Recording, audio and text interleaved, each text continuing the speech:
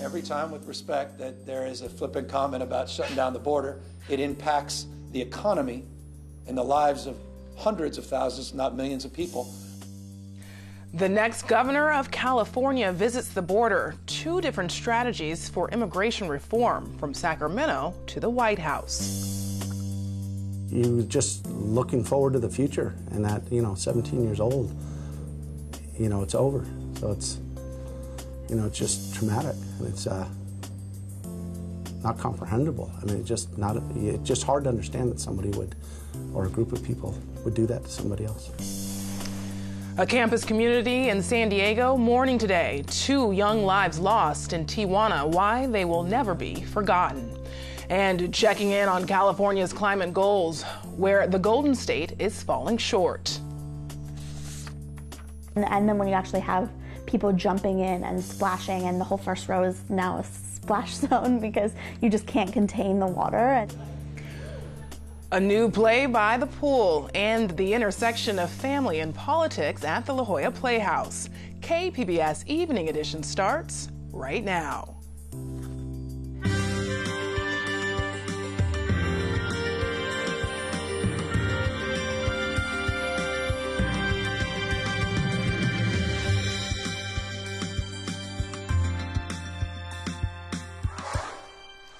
Good evening, and thanks for joining us. I'm Ebony Monet. Governor-elect Gavin Newsom is in San Diego to see what he describes as a humanitarian crisis at the border. KPBS reporter Matt Hoffman spoke to him about the thousands of migrants in Tijuana looking for asylum in the U.S. They're just shooting more tear gas. Newsom says women and children looking for asylum have been met with violence and fear at the border. We need to humanize this issue, not politicize the issue, address what legitimately can be described as a humanitarian crisis. But President Trump sees things differently than the incoming governor. When people look at what's going on the border, they just agree pretty much, not pretty much, they agree with what we're doing. The collaboration and cooperation we're getting from the federal government, and we're very grateful for that. There's no politics being played here. Newsom was with Trump in California recently, visiting areas devastated by wildfires. That's where Newsom says he had a chance to bring up the border with the Trump administration. We've had the chance indirectly to converse not only about my comment, the public comment, but about my desire to be a working partner, not a sparring partner. Newsom says he hopes the president will visit the border himself to better understand the impacts of how closing a port of entry affects both countries. And every time, with respect, that there is a flippant comment about shutting down the border, it impacts the economy and the lives of hundreds of thousands, not millions of people that are reliant on that trade and commerce on a daily basis. President Trump, though, has downplayed the effects of a border closure. Mexico, frankly, on trade does much better than we do with them. So when we close the border, I mean, it's much more painful for Mexico than it is for us by a factor of maybe about 10 or more. The San Ysidro Chamber of Commerce says the most recent border shutdown lasted around 5 hours and cost U.S. businesses an estimated $5.3 million. You can't talk about economic growth, economic prosperity, unless you're talking about that cross-border trade. Mexico's profoundly, not significantly, profoundly important to the economic vibrancy of not just California, but this country. Newsom is planning on attending the new president of Mexico's inauguration this weekend. Matt Hoffman, KPBS News. We're now learning no criminal charges will be filed against the 42 people who were arrested in last weekend's confrontation at the border. It ended with Border Patrol agents firing tear gas into Mexico. This is despite a proclamation from President Trump and his administration that it will not tolerate lawlessness. Today, thousands of migrants from the Central American caravan faced the rain at the Benito Juarez Sports Complex turned shelter. Tijuana city officials had hoped to open a new shelter today, but said it could take a few more days. The sports complex, where 6,000 migrants from the caravan are staying, is at more than double its capacity. The porta potties have been clogged, and today's rain caused flooding in between the tents. Today, a group of desperate women chose to go on a hunger strike to protest the conditions of the shelter. The truth is we need an answer. It's a sacrifice, so everything will be better at the end. Tijuana city officials say they're hoping to get more tarps to hand out at the shelter, but many of the migrants took to the streets to look for shelter themselves. Some San Diego doctors are volunteering their time to care for migrants at Tijuana's overflowing shelters. KPBS health reporter Susan Murphy talked to one doctor who says we could be looking at a public health crisis. You know, things that we worry about are infectious diarrheas, anything that can be passed on through not being able to wash your hands. Dr. Julie Sierra is an internal medicine physician with UC San Diego Health. She's also treating Central American migrants in Tijuana's shelters, where as many as 6,000 people are living side by side in tents and under blankets, surrounded by trash and soiled clothing.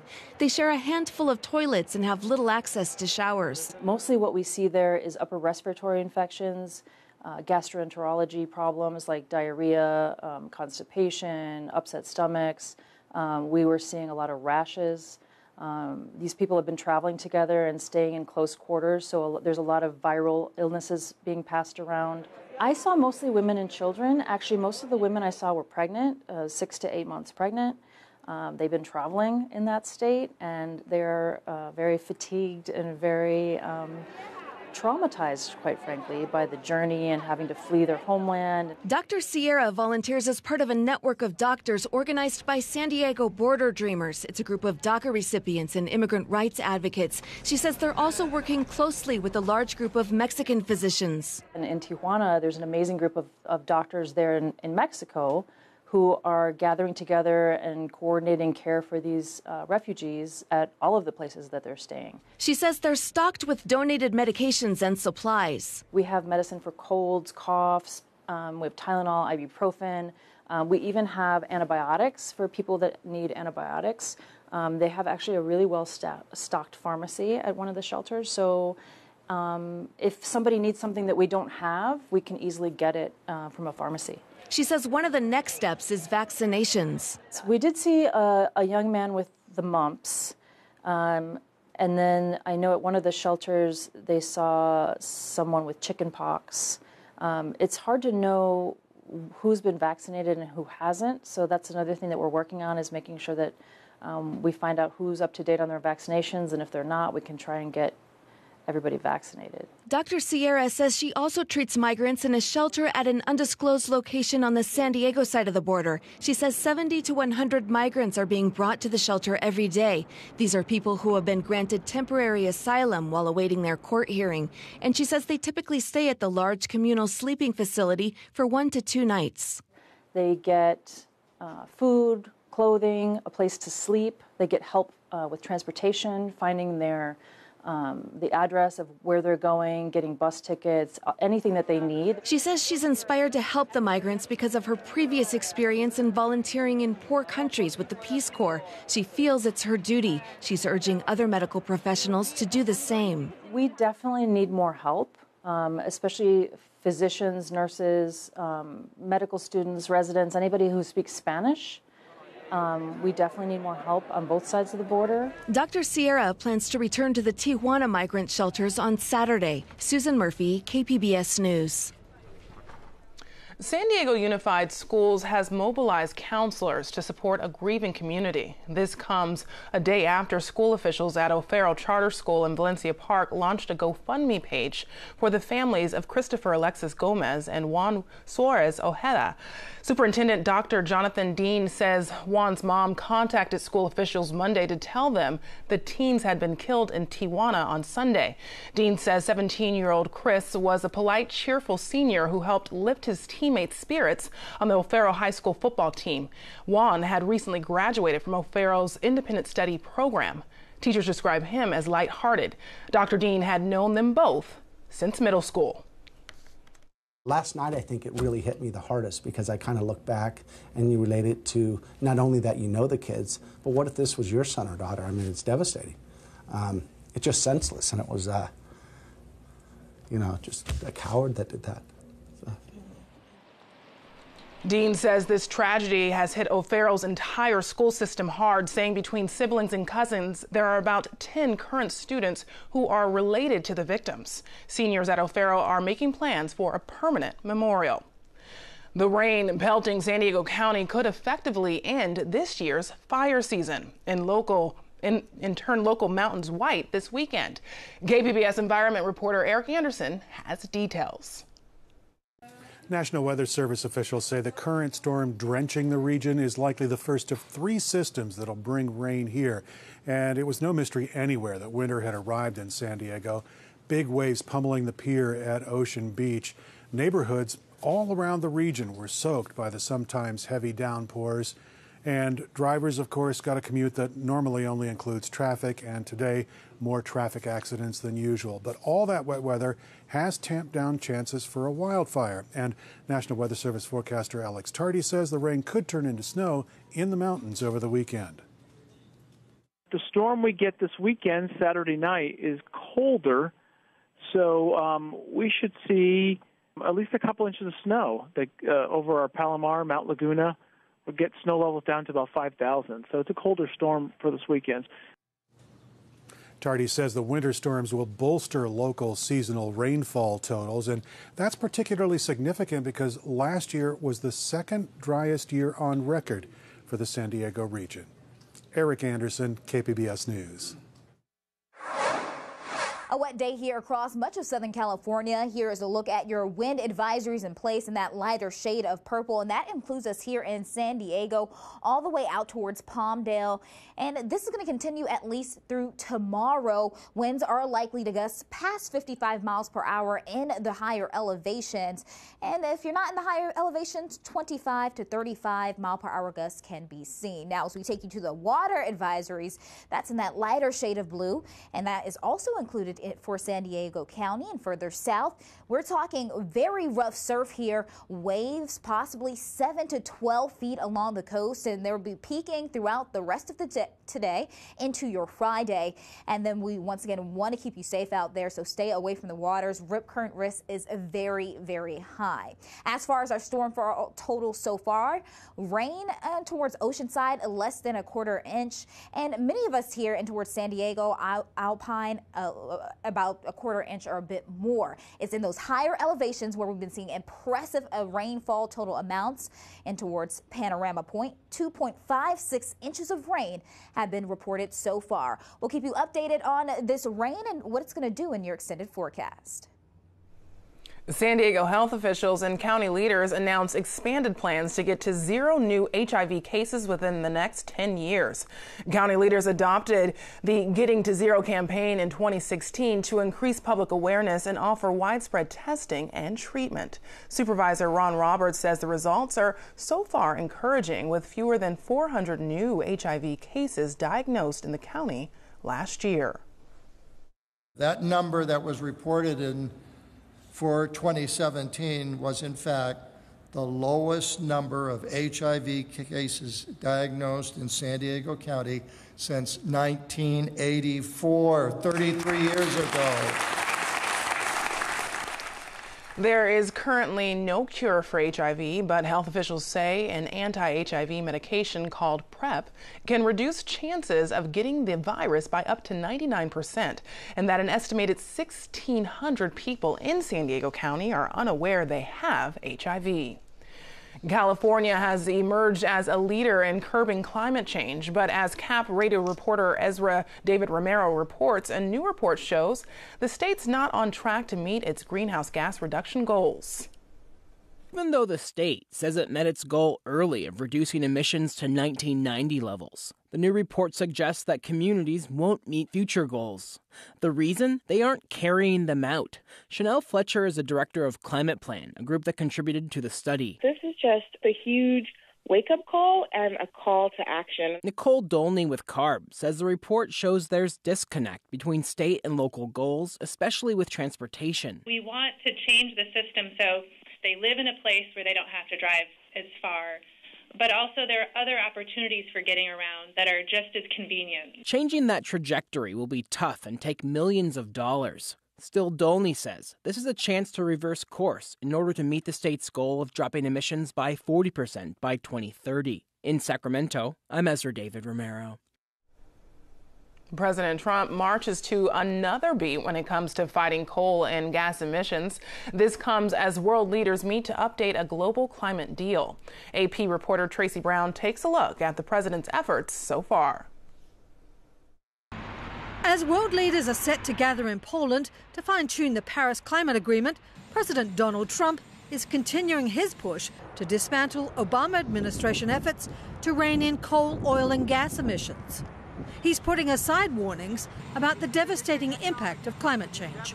Yeah, I don't believe it. The U.S. is far from being the driving force it was during the Paris climate talks under President Barack Obama. And when it comes to climate change, that hour is almost upon us.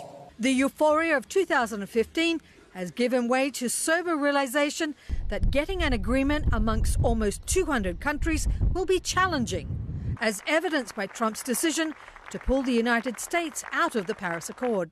The Paris Climate Accord is simply the latest example of Washington entering into an agreement that disadvantages the United States to the exclusive benefit of other countries. An email obtained by the Associated Press under the Freedom of Information Act shows the administration withdrew from the Paris Agreement with no clear climate policy in place. It was a huge sort of punch in the gut for a number of countries because they had worked from a world where the U.S. was at the center of these negotiations to now being sort of a sideshow. The initial shock of the abrupt U.S. retreat galvanizing international support for climate efforts.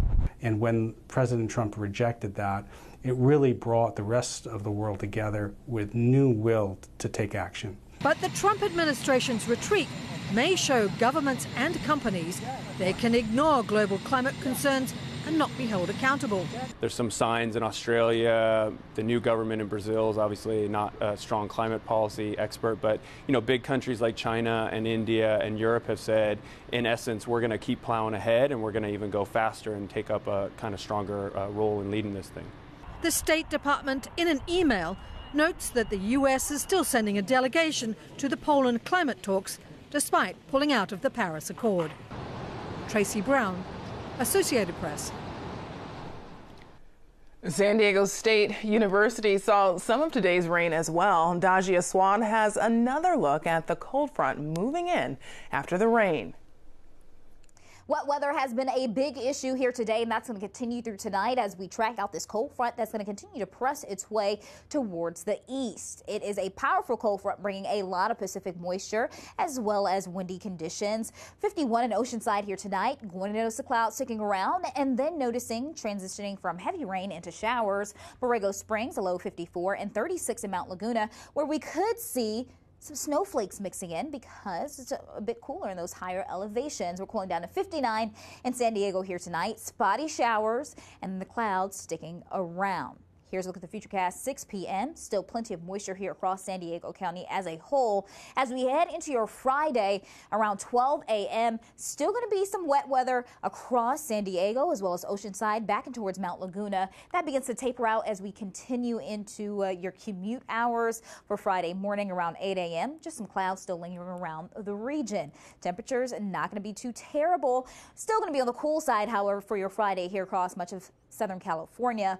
Into the Four Corners is where we watch that disturbance press its way through, bringing showers and some snow in the higher elevations. But here to the coast, 66 in Oceanside, 67 in San Diego. Still going to be possible some showers in the morning.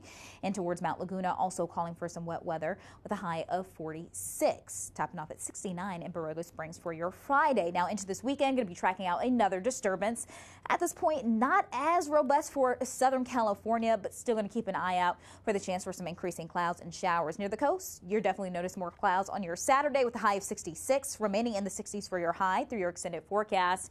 We'll be looking at clouds inland as well on your Saturday. Then feeling cool here into your Sunday, and we'll be looking at temperatures rise into early week by Tuesday, topping off at 71. Mountains also going to notice a warming trend for early next week. In the 40s for the rest of this week, but Monday, Tuesday trending into the 50s, getting some more warmth also in towards the desert areas, topping off at 68 on Saturday, and then remaining in the upper 60s through your Monday. Reporting for KPBS News, I'm your meteorologist, Dajia Swad. Back to you. An East African rhino born and raised in San Diego is adjusting to life in Tanzania. 2 months ago, Eric the rhino was moved to a game preserve in the Serengeti National Park. I checked in earlier with KPBS reporter Eric Anderson, who covered the move.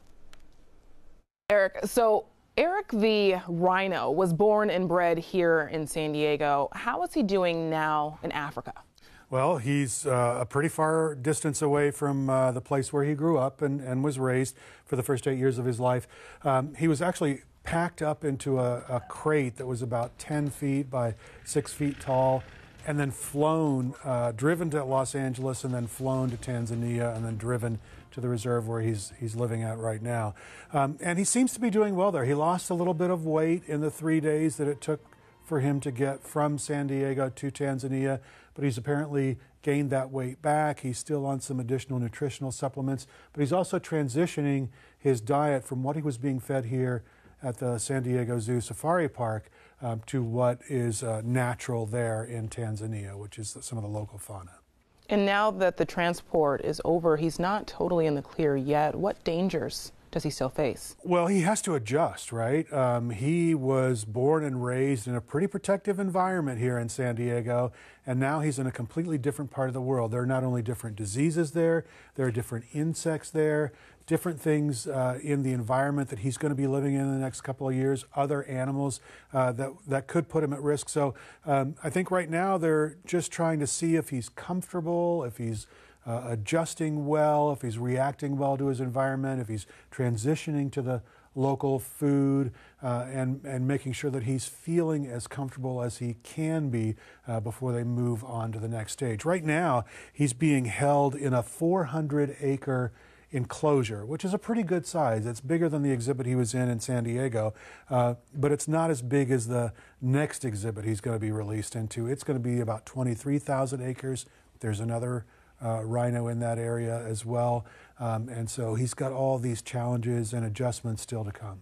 And speaking of that, as he adjusts, what plans are laid out for him? Yeah, this is he's kind of like the first piece in a multi-piece puzzle to help reintroduce the eastern black rhinos to the Serengeti National Wildlife Preserve. Now, they haven't been there. They were eliminated in large part because of poaching. But conservationists now think that this is a good time to try to reintroduce them. And he's kind of like one of those cornerstone animals. He has a genetic line that's from East Africa. You know, the family came to the United States in the 70s, but it's no longer represented in that area. So he has unique genetic material. He's going to be introduced to a small herd of 12 rhinos that are currently living in South Africa, and those rhinos, together with that one rhino that's already in the neighborhood where he's located at, it's a female that they hope will at some point produce children. Those 2 rhinos there and the 12 that are coming from South Africa will represent a herd that they plan to release sometime next year. And I know you've been following this developing story, and you'll continue to follow it and keep us updated. Eric Anderson, environment reporter for KPBS, thank you so much. My pleasure. Stay out of the first row if you want to stay dry at the La Jolla Playhouse production. The Year to Come takes a look at an awkward family chat about politics next to a pool. KPBS Arts Calendar editor Nina Guerin chats with the writer and director about the new show. Hello, I'm at La Jolla Playhouse on the set of The Year to Come, a show about family, politics, and a pool. We speak to the writer and director about this world premiere play to see what it's all about.